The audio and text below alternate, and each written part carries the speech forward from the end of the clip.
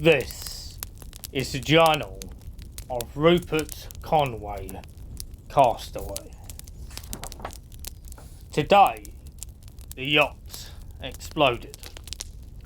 Fortunately, all of us had gone ashore to have a picnic on this island, so we didn't get blown to smithereens.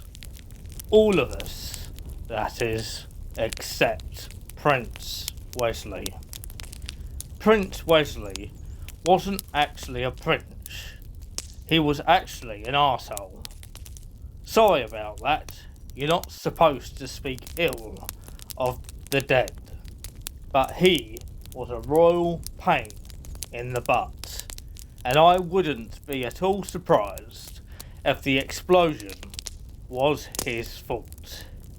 He probably picked the wrong time and place to light up a cigarette. Kaboom! Now he's fish nibbles. I'm sorry he's dead, but he was a ridiculous, arrogant jerk. He was a grown man, all of 30, I suppose, but he went around all the time wearing one of those stupid white yachting hats, and you never saw him that he wasn't strutting around the deck with his ivory cigarette holder hoisting up a Marlboro in front of one eye or the other. Oh yeah, he wore Avatar sunglasses too, and an ascot, more often than not. Anyway, that was Prince Wesley. He's dead, so I won't spend any more time running him down. His actual name, for the record, was Wesley Duncan Beaverton III. He died today, April 1st, 1994, which is not only April Fool's Day, but also happens to be Good Friday. What a day to go. He is survived by his wife Thelma, who ought to consider herself lucky to be rid of him, but instead seems to be terribly upset. Wesley and Thelma didn't have any children, but they'd only been married for about a year. Personally, I think he married her for her money. He sure didn't marry Thelma for her good looks. Her sister got all of them. The sister, Kimberly, is about 25 and a knockout. To think I'm marooned on a tropical isle with a babe like Kimberly. Wooey! Not that anything much is likely to come of it, aside from the fact that I'm a few years her junior and here as the guest of her half-sister, Connie. She's married. Her husband, Keith, is one of those incredibly handsome, bright, sincere and capable guys who makes ordinary jerks like me look like we got stalled somewhere low down on the evolutionary ladder. I'd hate him, but he's too nice to hate. The other male with us here on the island is the sire of all three girls. Andrew, never Andy Collins. His first wife, mother of Thelma and Kimberly, bit the big one in a snow skiing accident at Lake Tahoe. He subsequently married Billy, and together they had Connie. This little yacht excursion in the Bahamas was a gift from the children to celebrate the 20th wedding anniversary of Andrew and Billy. Wesley came down to Nassau a week ahead of everyone else to set it up, scout the situation, check up on the hotel reservations, rent the boat, and so forth. Andrew is probably in his mid-50s. He's retired Navy, rich because he invested in some sort of oil scheme that paid off huge, and a pretty decent guy. If you're going to get marooned, he'd probably be a good fellow to have along. A straight arrow, smart and tough. He treats me okay, sort of, even though I'm sure he suspects I've been putting it to Connie. Connie's mother Billy is only a couple of years older than Thelma. In other words, she's young enough that you'd logically take her as one of Andrew's daughters, not his wife. She's a lot better looking than Thelma, though not quite as hot as Kimberly. She and Connie look more like sisters than like a mother and daughter. They both have dark tans and golden hair, and wear their hair in the same short pixie style. Connie is slightly taller, her mother is a lot fuller in the chest and hips, and of course looks older in the face. Actually, Billy is quite a bit more attractive in many ways than her daughter. I'd better make sure none of these folks get a chance to read what I'm writing here. I've only just now started working on this journal, and I've already thrown in some stuff that could get me in trouble. My plan, by the way, is to keep a detailed account of things and use it as the basis for a true adventure sort of book, which won't pan out if we get rescued too soon. I'm hoping we'll have to spend a while here, long enough for there to be a few more dramatic events. For the record, the reason I brought my writing pad when we came to the island is that I've been working on some short stories. I plan to win the Belmore Fiction Writing Contest. Man, what an optimist. Maybe none of us will ever get off this island, in which case I might as well forget the writing contest and a few other things. Never mind, gonna depress myself if I don't watch out. Anyway, back to the introductions. Connie, daughter of Billy and Andrew, is my girlfriend. We're both freshmen at Belmore University. That's how I got to know her. We kept being forced together by the alphabet. She being a Collins, I a Conroy.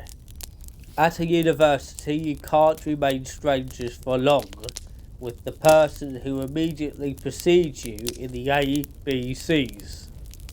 Soon we began talking to each other. After a while we started going out. Before I knew it, she was inviting me to spend spring break with her family on a yacht in the Bahamas.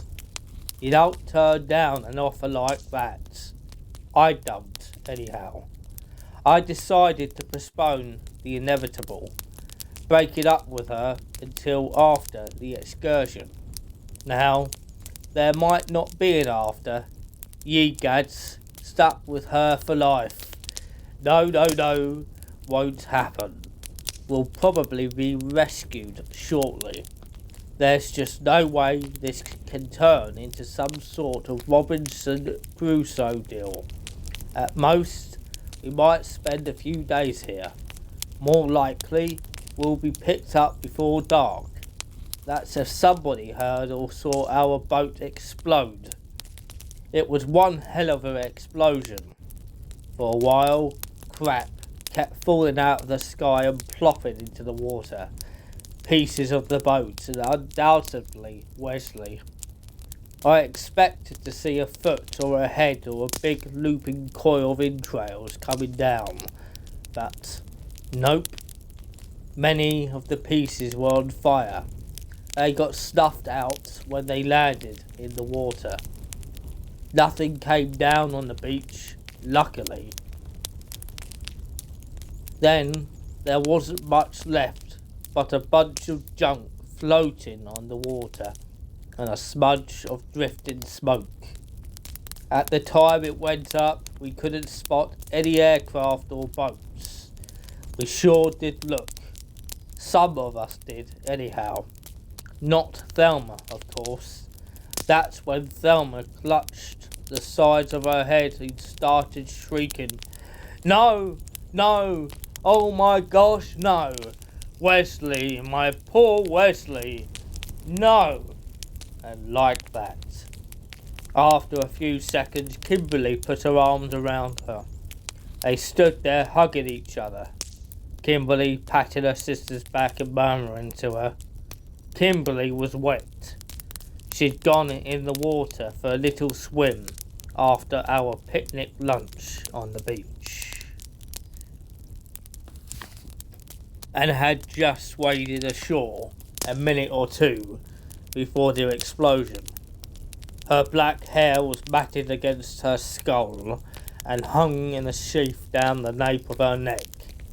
Her back was golden smooth and dripping. She wore a white bikini. The pants of her bikini hung a little crooked, lower one hip than on the other, showing more of the top of her right buttock than her left, and the middle of the seat had a crease in it. Enough of that. She looked damn fine, that's all. I couldn't help staring, but I also spent my share of time looking out across the water. The cloud of smoke had moved on and thinned out. I could see a couple of islands way off in the distance, but not much else except water and sky.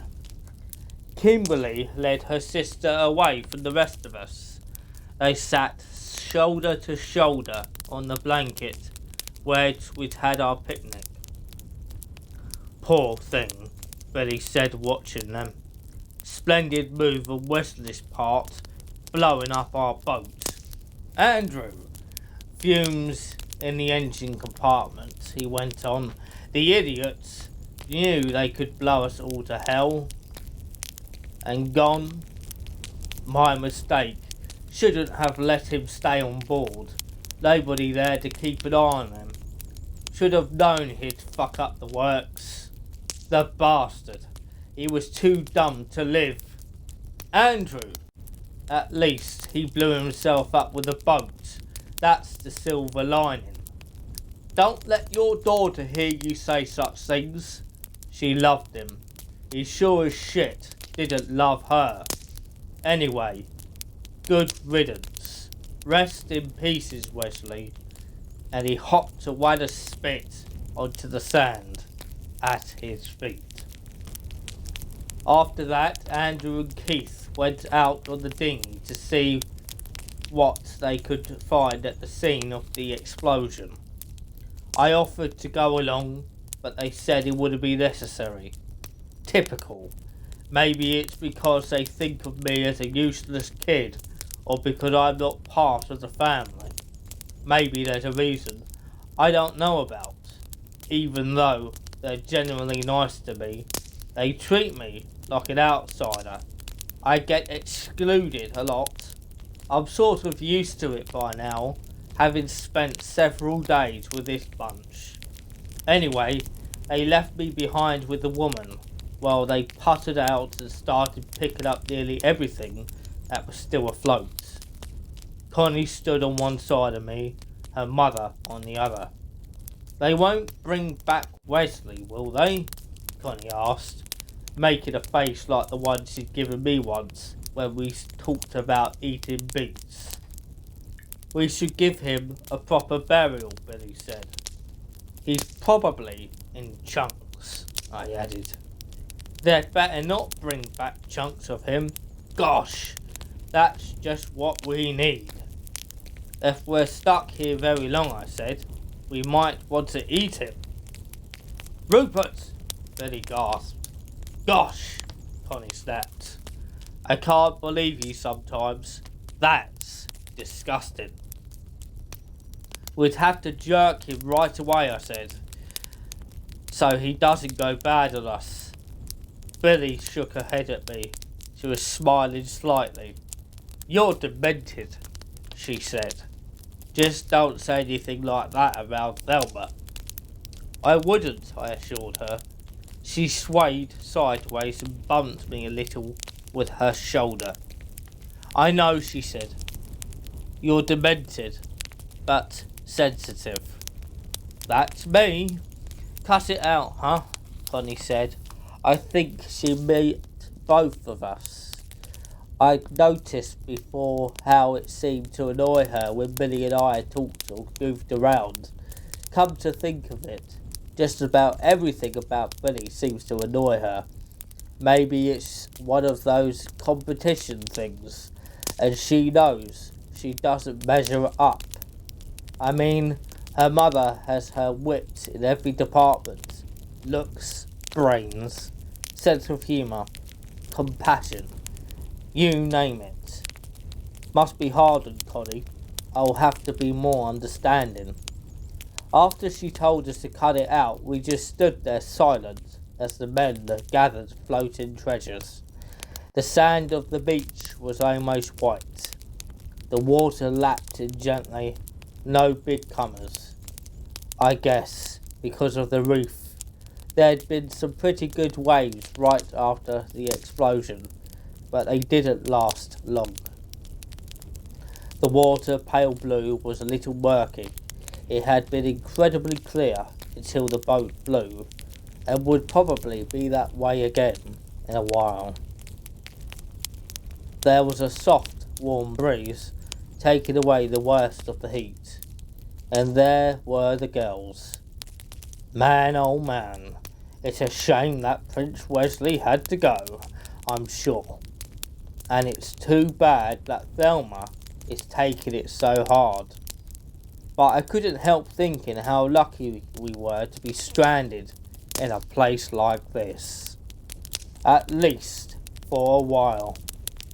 The longer, the better, as far as I'm concerned. Not really, but I wouldn't mind a couple of weeks, as long as we don't starve. No need to worry about fresh water because of the stream. After a while, Andrew and Keith returned with a boat full of odds and ends, including some packets of food, but their own bits or pieces of Wesley. I'm sure Connie was relieved. Is his body out there? I asked. Bet on it, Keith said. We're going back out, Andrew said. We've got to salvage what we can. I could go with you this time if you need an extra set of hands. That's all right, Chief, Andrew said. Somebody's got to stay here and watch out for the ladies. Chief. He calls me Chief quite a lot. It's like a thing with him. I'm almost 19 years old and he calls me Chief like I'm a kid. Oh well, maybe it's quaint. Whatever you say, Skipper, I told him. He hoisted an eyebrow. Anyway, Thelma and Kimberly came over. Thelma had stopped crying and seemed groggy. They pitched in and everyone helped to unload the boat. Then Andrew and Keith cranked up the dinghy's motor and took off to scour the inlet for more loot. The girls got to work on the goodies we'd just unloaded, so I went over to our picnic area to get my notebook and a pen. They were in my book bag along with a couple of paperback books. Instead of taking them out, I just swung the bag onto my back and took the whole thing with me. I called out, I'll be back in a while. Before anyone could ask questions or offer to accompany me, I hurried off. I walked alongside the stream, figuring to follow it into the jungle. Keith and Kimberly had gone exploring before lunch, while the rest of us dinked around on the beach, and they said the stream led to a great little lagoon, complete with a waterfall, if you hiked inland far enough. My impression was that they took the hike to get away from the rest of us. They probably skinny dipped in the lagoon, and I'd bet $1,000,000 they screwed. I sort of wanted to see it and maybe take a little dip myself, but I was more interested in sitting beside the lagoon and getting to work on my journal. When I started into the jungle, it looked pretty dense and creepy. No telling what sort of creatures might be lurking there. The open beach seemed a lot safer, so I gave up on following the stream and went along the sand toward a big tower of rocks on the point. The inlet is shaped like a large U, with a stream running down its centre to join up with the salt water and rocky points at each tip. The one ahead of me was higher than the other. It would give me a good view and all the privacy I needed. The climb to the top winded me, but was worth it. The summit was probably 40 or 50 feet above the water when I got there. I took a while to look around. I could see the girls down on the beach. Also, I saw the men on the dinghy hauling crap out of the water. In places, the water was clear enough that I could see to the bottom. Mostly, though, it was still cloudy because of the explosion. I turned away pretty quick, afraid that I might spot some leftover Wesley. On the other side of the point, there's a lot more beach and jungle. No docks, no houses, no roads, no telephone poles. Nothing to indicate the island has inhabitants. I studied the sky and ocean. No aircraft, no boats. After a check of our beach to make sure nobody was coming my way, I found myself a nice, sheltered nook in the rocks, sat down and started to write. It's been very nice. No one can see me here. An overhang keeps the sun off me, and there's a wonderful breeze. All I can see is a bit of ocean and the sky. Now I'm caught up to the present. I feel like I've been at it for at least an hour, maybe a lot longer. I didn't keep track of the time. My butt's a little sore. I'm about ready to head back down and see what's going on. Maybe I should leave my journal up here, hide it in the rocks. No, I'd better take it with me. If I leave it here, might be tough to retrieve it in case we suddenly get rescued. Also, something could happen. Some sort of wildlife might attack it. I don't want my precious pages getting munched by an iguana or ending up as insulation for a bird's nest. I'll keep it in my book bag and take it with me everywhere so nobody will have a chance to lay eyes on what's written in here. That's all for now.